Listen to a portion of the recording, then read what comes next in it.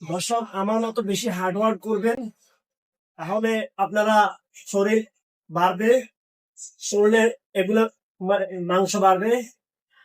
প্রতিদিন মর্নিং টাইমে এভাবে এক্সারসাইজ করবেন।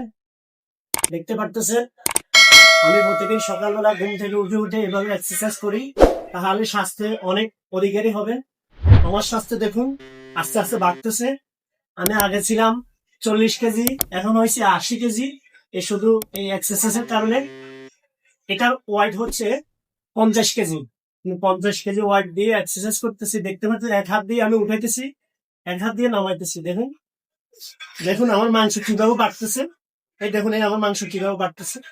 ঠিক আপনারা এভাবে হার্ডওয়ার্ক করবেন, আপনাদের এখানে মাংস বাড়বে। এই দেখুন আমার মাংস কিভাবে বেড়ে গেছে।